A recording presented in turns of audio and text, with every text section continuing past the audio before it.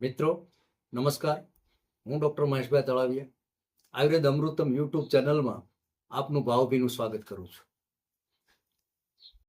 મિત્રો, આજકાલ આપણે જોઈએ છીએ કે લોકોમાં રોગ સામે લડવાની તાકાત ઘટતી જાય છે. એટલે ઇમ્યુનિટી પાવર આપણો ઓછો થઈ ગયો છે.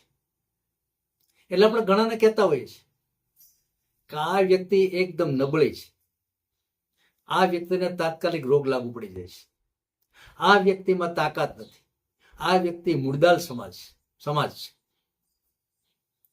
તો જ્યારે આવા વિશેષણો લાગે છે ત્યારે આપણને ખ્યાલ આવવો જોઈએ કે આપણામાંથી ઇમ્યુનિટી પાવર ઓછો થયો છે.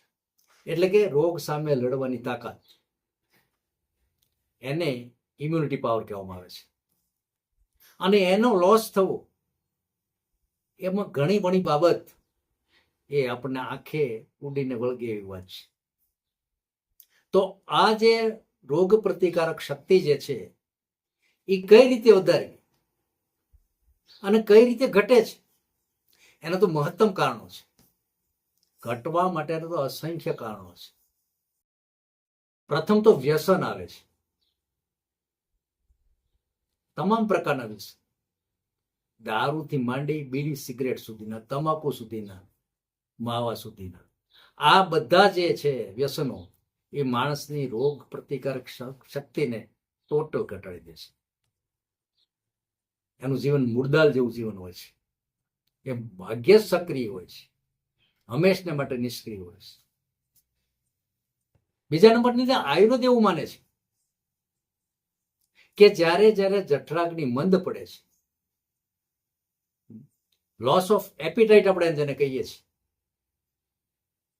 અને આમાશયમાં રહેલા પાચક રસો એનું ઉત્પન્ન ન થવું, ખોરાકનું બરોબર વિધિવત રીતે પાચન ન થવું, અને એમાંથી કાચો આમ બનવું, અને શરીરની સાથે સાત ધાતુઓમાં જે ફરે છે એની અંદરથી તાકાત મળતી નથી, કે નથી એવી કોઈ બીજી પ્રકૃતિગત જે લક્ષણો છે એ આવતા નથી. એટલે કે તાકાત. જ્યારે જ્યારે આપણે ખોરાક લઈએ છીએ, એમાં ઘી દૂધ જેવો ખોરાક લઈએ છીએ, મલાઈ લઈએ છીએ, સારો ખોરાક લઈએ છીએ, ત્યારે એમાંથી આપણને ઇમ્યુનિટી વધારે મળતી હોય છે. અને એ ઇમ્યુનિટી મળતી શા માટે નથી? તો પહેલા જ કીધું આચાર્ય ચરકે કે જેનો જઠરાગ્નિ મંદ છે, એ જઠરાગ્નિ મંદ છે, અગ્નિ મંદ છે, તો બધા જ લોકો થવાના. પાચન પણ નહીં થવાનું, ચયાપચયની ક્રિયા પણ નબળી પડવાની, બ્લડ પણ ઓછું બનવાનું, અને ઊંઘ પણ ઓછી લેવાની, પગમાં કળતર પણ એટલી જ થવાની, હાડ કળતર પણ રહેવાની, ઘણા બધા રોગ થવાના. આ થઈ વાત. પછી એવા અમુક રોગ એવા છે કે જે ઓટો ઇમ્યુની ડિઝીઝ તરીકે અમુક સમય થાય ને અમુક બંધ થઈ જાય.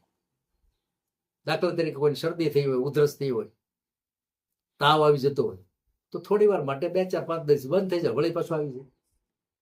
આ રોગને ઓટો ઇમ્યુની ડિઝીઝ તરીકે ઓળખીએ છીએ. જાય ના આવે, જાય ના આવે. મિત્રો, એની અંદર પણ આપણી રોગ પ્રતિકારક શક્તિ ઓછી થઈ.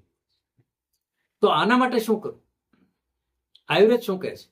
તો આયુર્વેદ સરસ મજાની ઔષધિઓ લઈને આવ્યું છે. વર્ષોથી ચાલે છે. તાકાતનો ખજાનો છે. એવી ભરપૂર તાકાત એ એક છે સુવર્ણ વસંત માલતી, જે તમારું જીવનને વસંતીમાં ખીલવી નાખે છે. પરંતુ શરત એટલી છે કે સુવર્ણ વસંત માલતી સારામાં સારી કંપનીએ બનાવેલી હોવી જોઈએ. એની અંદર જે ઘટક દ્રવ્યો નાખેલા છે પૂરતા પ્રમાણમાં હોવા જોઈએ.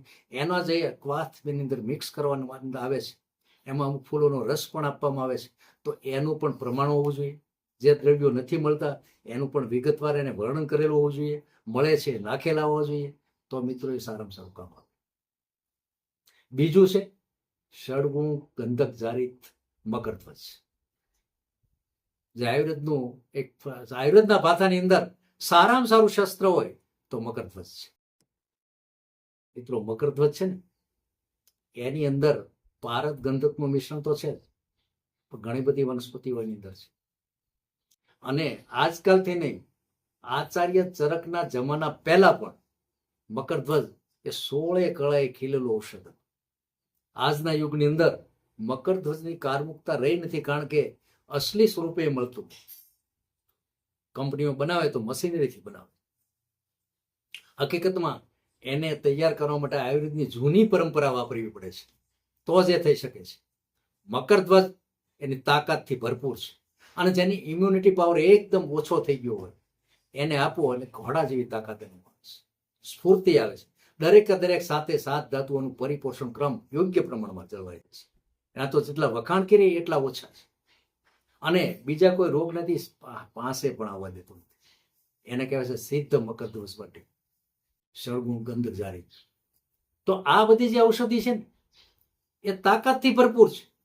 પણ સાદી ઔષધિની આપણે વાત કરીએ, અશ્વગંધા પણ એટલું જ કામ આપે છે, શતાવરી પણ સારું કામ આપે છે. એ પણ તમારી જાતે તમારે બનાવેલું હોય. 1 ચમચી શતાવરી અને અશ્વગંધા મિક્સ કરી સવાર સાંજ ગાયના દૂધ સાથે લેવામાં આવે તો ઇમ્યુનિટી પાવર ખૂબ વધે છે. મિત્રો, આજકાલ ચલણમાં ચવન પ્રાશાવલય પણ છે, કે ઘણી બધી કંપનીઓ એમ કહે છે અમે ચવન ઋષિએ કીધેલું એ જ પ્રમાણે બનાવીએ છીએ, પણ ટોટલ હંબક વાત છે. શાસ્ત્ર મુજબ ઘરે બનાવી શકાય છે. સર્વશ્રેષ્ઠ એનો પાઠ છે, અને પાઠ એ સહેલો છે, બનાવવું સહેલું છે.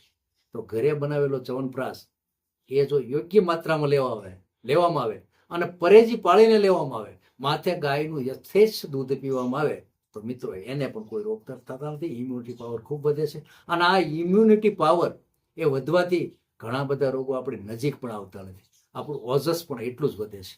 ઓમ શાંતિ, જય ધન્યવાદ.